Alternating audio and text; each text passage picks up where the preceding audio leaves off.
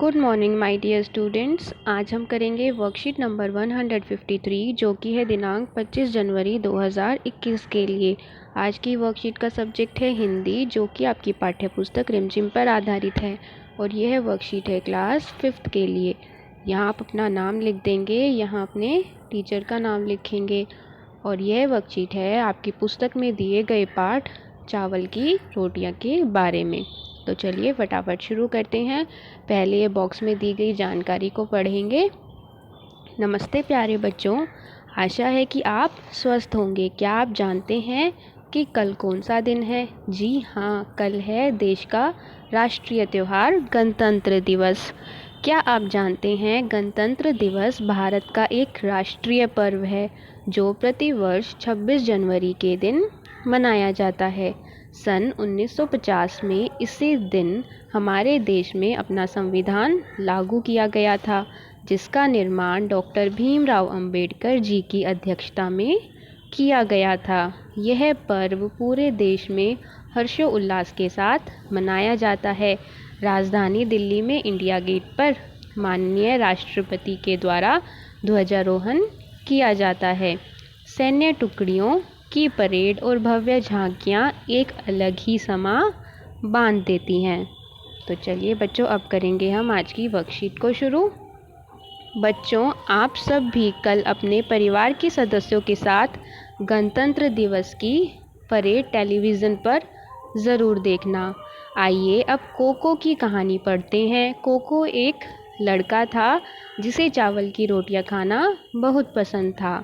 एक दिन जब कोको की मम्मी ने उसके लिए चावल की रोटियां बनाकर रखी तो कोको उन्हें अकेले ही खाना चाहता था।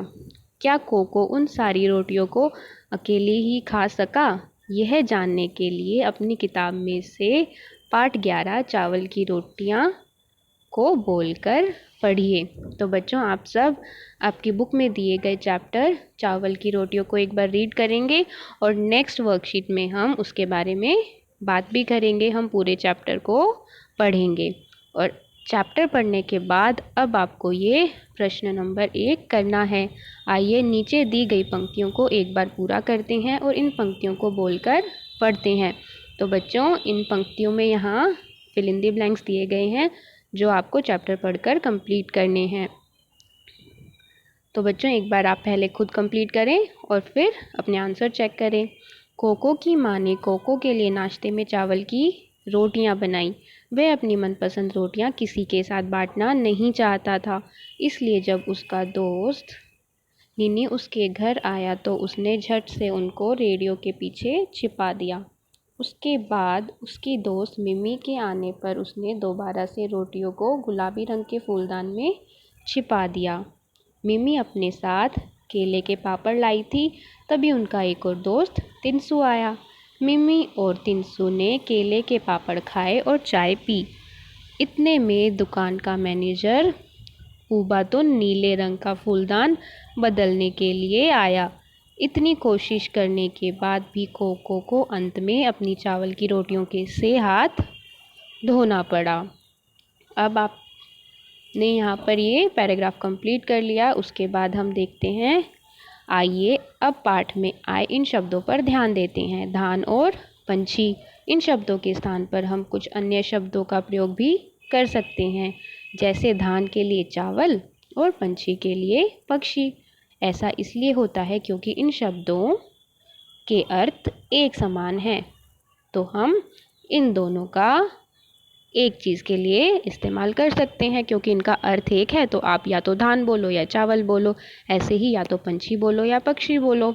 एक समान अर्थ वाले शब्द समानार्थी शब्द या पर्यायवाची शब्द कहलाते हैं। इनके बारे में आपने पहले भी पढ़ा है।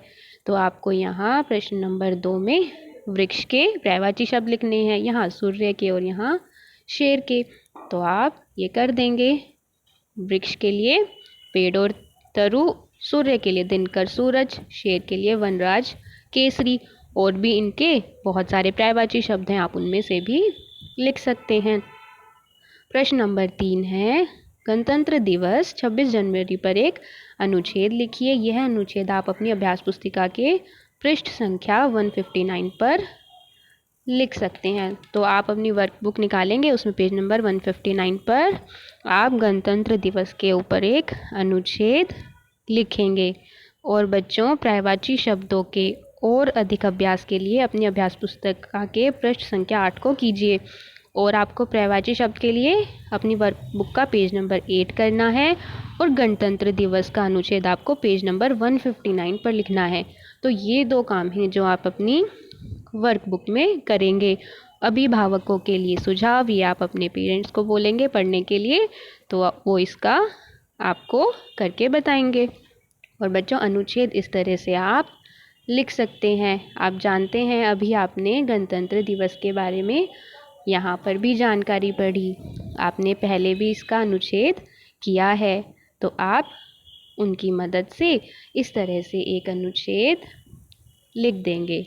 तो बच्चों, ये थी आपकी आज की वर्कशीट, जिसमें हमने पाठ चावल की रोटियां उसके बारे में जाना और हमने ये कुछ प्रश्न किए। तो आप कीजिए और अपने व्हाट्सएप ग्रुप पर सेंड कीजिए। थैंक यू बच्चों, have a nice day and take care.